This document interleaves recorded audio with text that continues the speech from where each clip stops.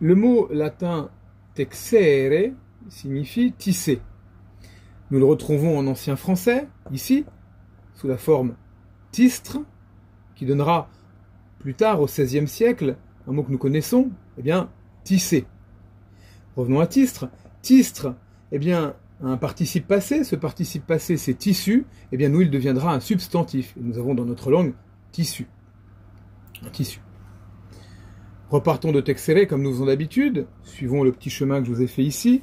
Et arrivons à textile, qui est un morceau de tissu.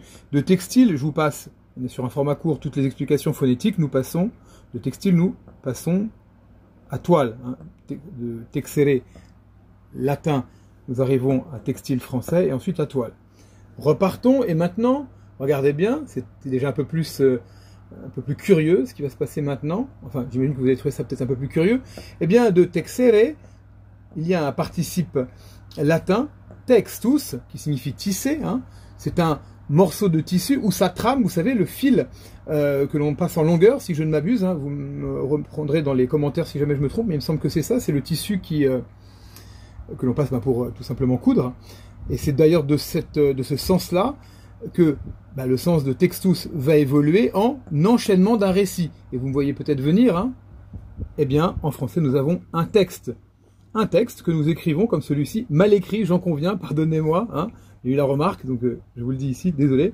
Donc un texte est un enchaînement de récits, une trame quelque part, comme un tissu, comme quelque chose de tissé. De texere, nous arrivons maintenant à un autre mot, prae texere, donc prae c'est devant, hein. Vous voyez ici, je vous ai mis je me rappelle plus le nom, le préfixe, eh bien, tisser devant, ce qui signifie étendre une étoffe devant. À votre avis, qu'a donné le mot prae texere en latin? Eh bien, comme en latin, avec un préfixe, prétexte, un prétexte. Et un prétexte est effectivement un voile que l'on met en avant pour cacher une vraie raison.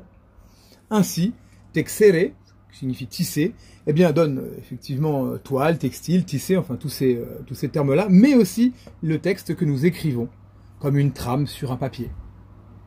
Étonnant, non ?